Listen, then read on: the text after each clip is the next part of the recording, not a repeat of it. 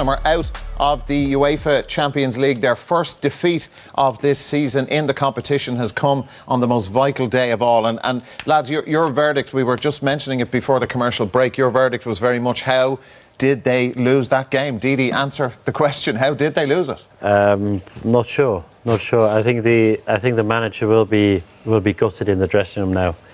You're winning 1-0. You play against a team that likes to be ahead, is not very often behind. They've got a dreadful record coming from behind, partly down to the reason because at half-time they don't trail an awful lot, and they had to come out. Maybe they should have been a bit more cautious, play a bit more on the counter-attack. And I think they were in two minds in the second half because they didn't know whether to go for their second goal or sit back and just defend that 1-0 lead. And there wasn't really any danger up until the goal. But that's what you give him two chances, lapses of concentration for both goals, and you get punished. And we talked about it before, inexperience. I think today they paid for the inexperience. I think that was down to not knowing how to handle the situation, because if you've got an experienced team, they know what to do at the right time. In the second half, you never had the feeling that Spurs really know what to do, and I think they paid for the inexperience. They made, as I said, a couple of mistakes. They conceded the goals too easily, and once you are behind in either goal against Juventus, you know that you're up against it, because they did it against Barcelona last season, where they didn't concede a goal in two games. So I wouldn't be too harsh on them after going 2-1 behind. But conceding them two goals in 3 minutes was key, and very disappointed, because I think at half-time I didn't see a way back for Juventus. Yeah, very few people did, apart from Juventus fans. And like Damien, I suppose, look, you get up to 63 minutes until the first Juventus goal. Like up until that point, it was hard to see how Juve were going to get back into the game. Yeah, we're in shock, so I'd say Spurs fans, every Spurs fan out there must be. They've just done a job on them. Spurs are going to have to, I guess, wait another year to kick on to that level we were talking about before the game. Reminds me a bit of last night. Madrid and Juve, that experience, that history, so to speak, and that nous, that know-how, and they turned over the new boys on the block, I suppose. It's just interesting, we touched on the game, the way they responded at 2-0 down over in Turin. There was 170 minutes left and they'd, I guess, nothing to lose. Let's just have a crack at this. Whereas tonight that goal went in and there's 25 minutes left and all of a sudden they had absolutely everything to lose, and they looked absolutely rattled for me. The second goal went in straight after and it took them, 5-10 minutes to settle.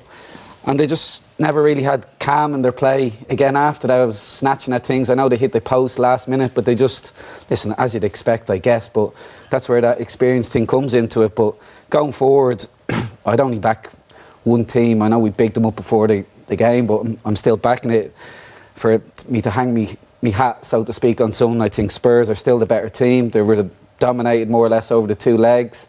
And going forward, hopefully Pochettino stays around. I still think there's only one team to back. I think Juve are on the wane. But they've still come away with a remarkable result. Well, that's what we're talking about in Madrid last night. And I just think, like I said, experience goes a long way, and I think a lot of that goes down to tonight as well.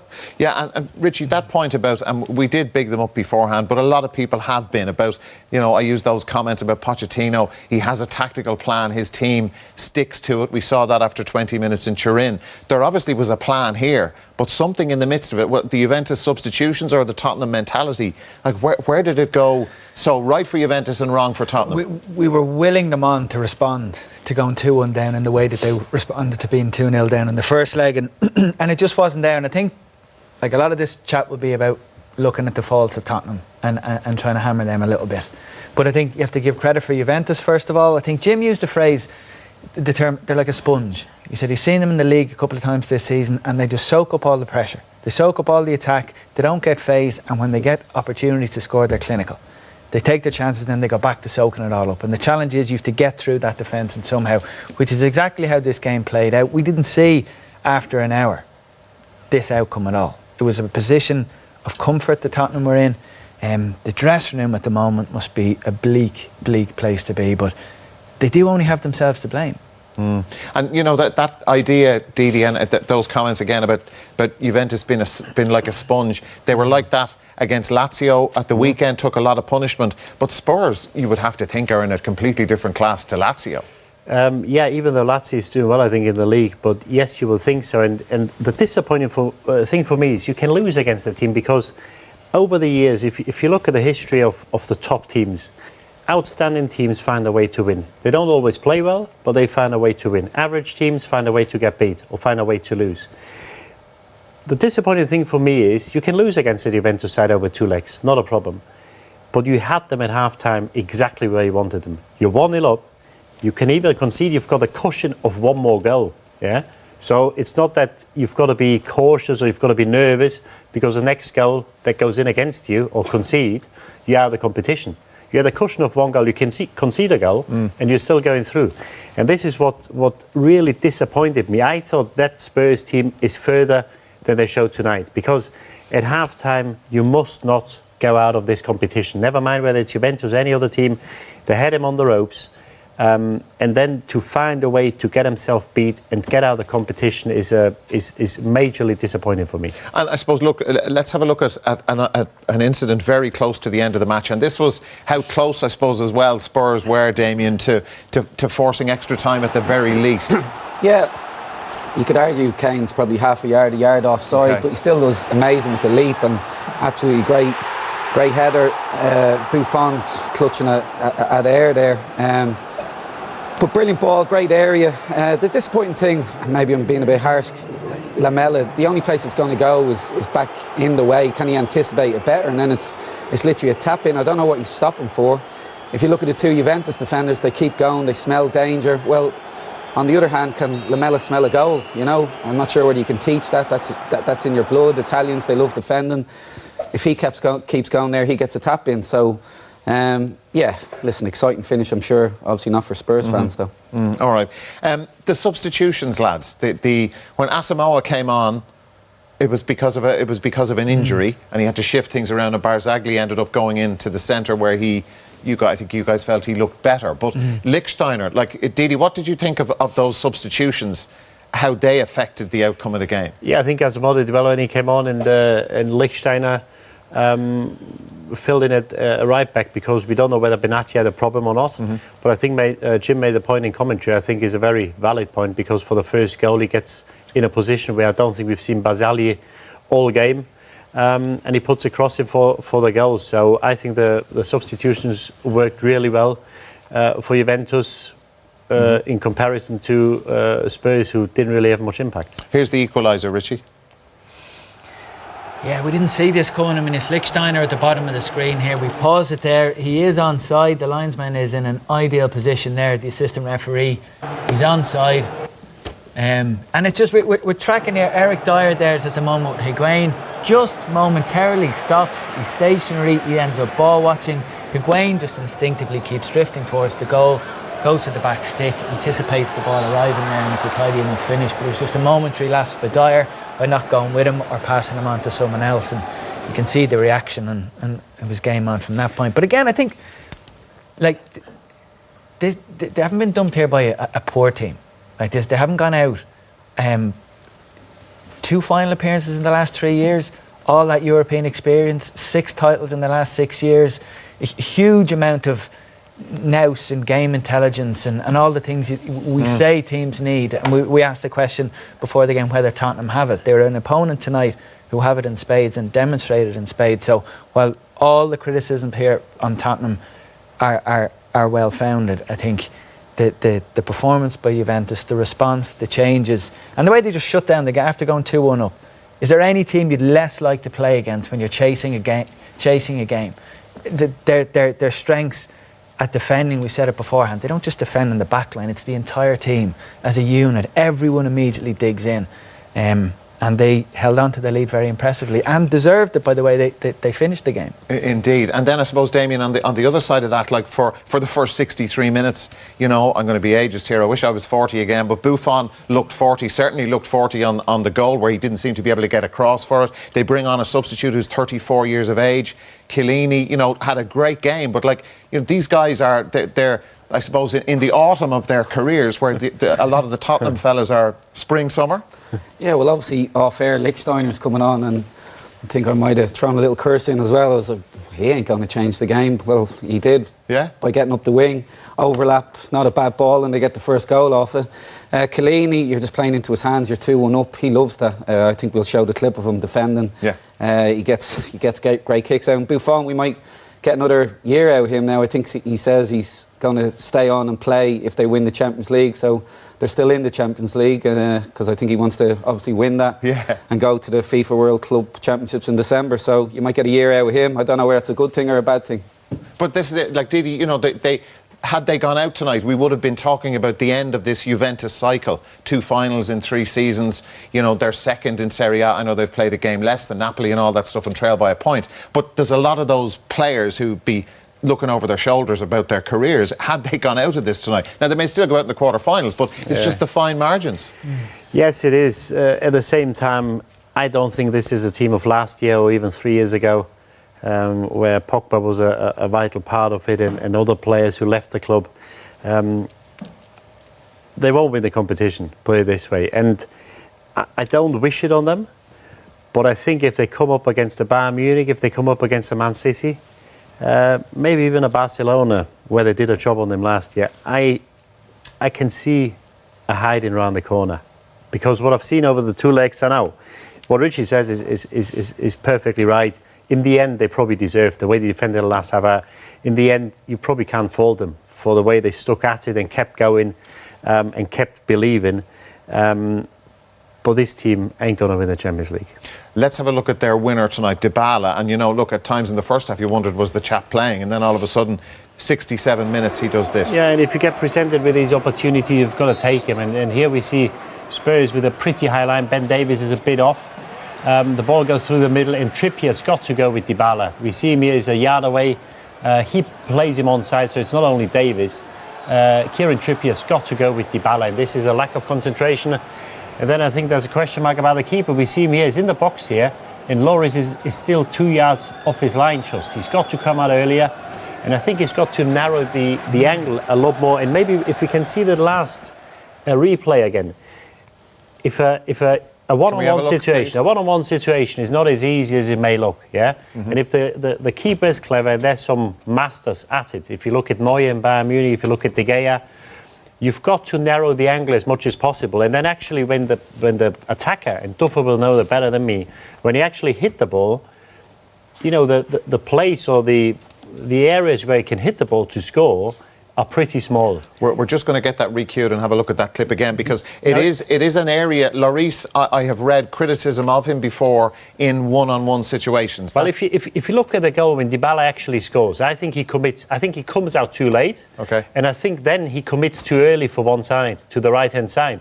And if you actually look from behind Dybala where he puts the ball, he's got more than half the goal to aim at, and that's just bad goalkeeping. Obviously, you can't blame him for it, but I think he's got to make it a lot harder for Dybala. I think that's a quite relatively high defensive line. They go about 15, 20 yards outside the 18-yard box, so I don't know why Lloris's starting position is 2 yards from his goal line. If you look at this, like Dybala's almost on the penalty spot, and Lloris is still 2 to 3 yards from his own goal line. So the area he's got, the ground he's got to make up. He's left it too late to come out. Didi's absolutely right. Your aim is to narrow the angle, lessen the target area, make yourself big. You can do all those things the closer you are to the ball. Your starting position is key because you've left yourself too late. So I don't know why with a defensive line that high, a goalkeeper would be 2 yards from his goal line. I don't know what is in his head that he would do that. Juventus didn't hit the target once during the first half of the match. Tottenham did it 5 times, and a would goal to show for their efforts.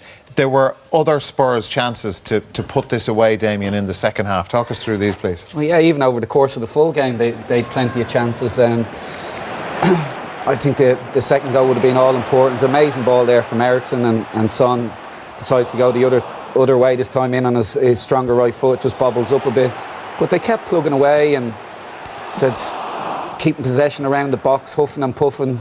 Not particularly great chances, I said, and especially after they scored their second one. I think they just lost that calm in their play that I guess they're renowned for and that we touched on before the game. Everything was being snatched at, and it's just down to experience and being in them moments. But I think it will stand them in good stead for next season and beyond, you would think.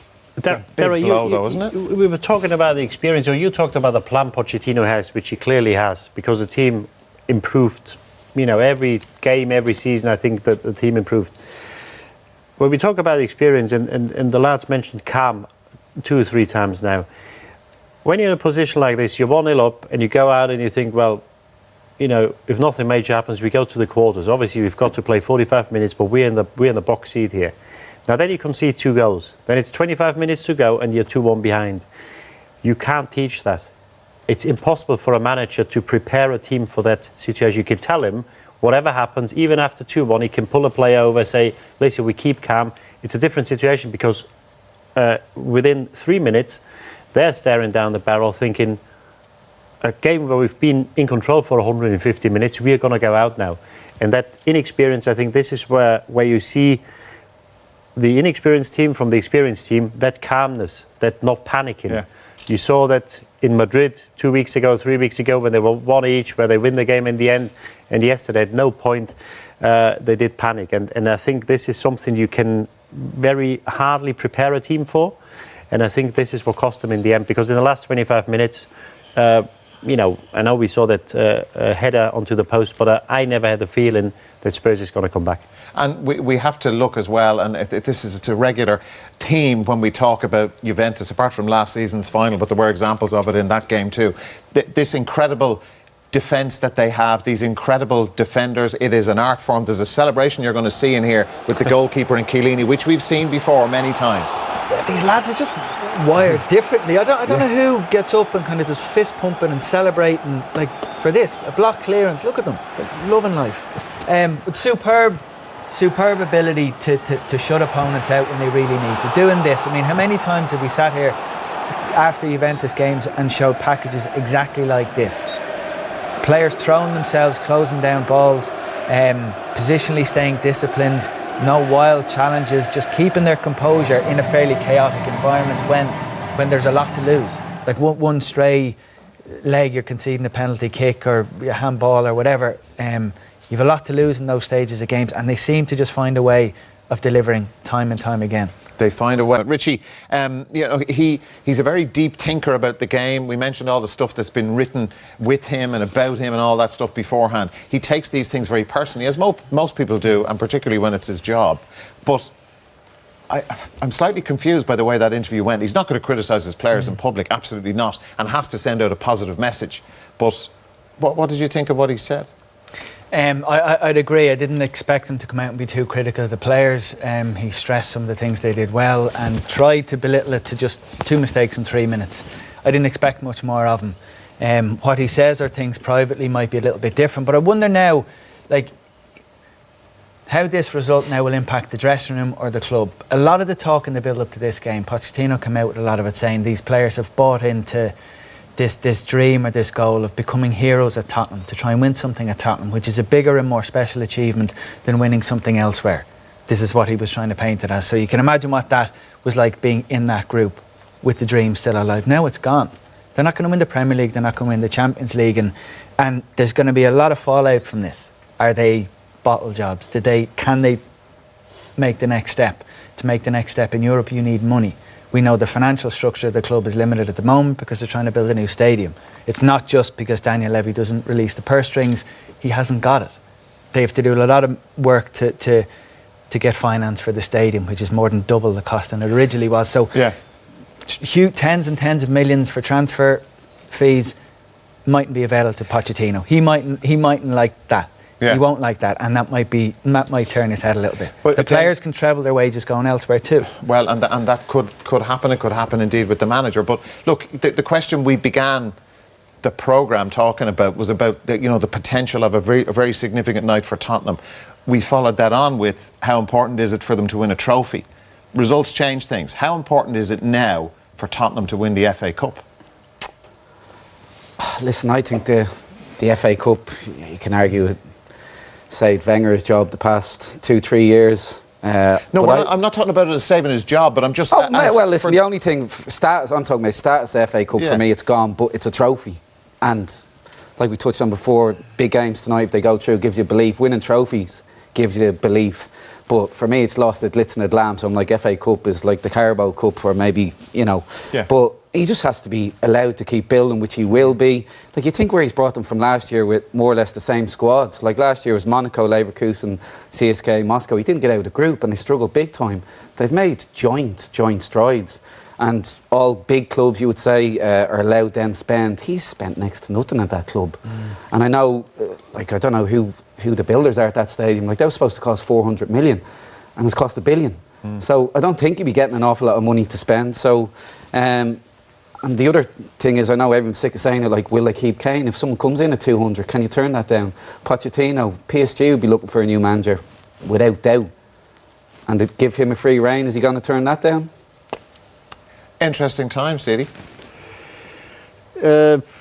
Interesting times for the neutral. I'm not sure whether they will be too interesting or to look forward to for Spurs fans. Well, what's your gut? What's going to happen?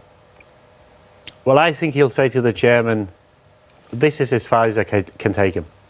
Really? If we don't spend money, I think I still stand by it. They should have beaten Spurs over the 2 legs.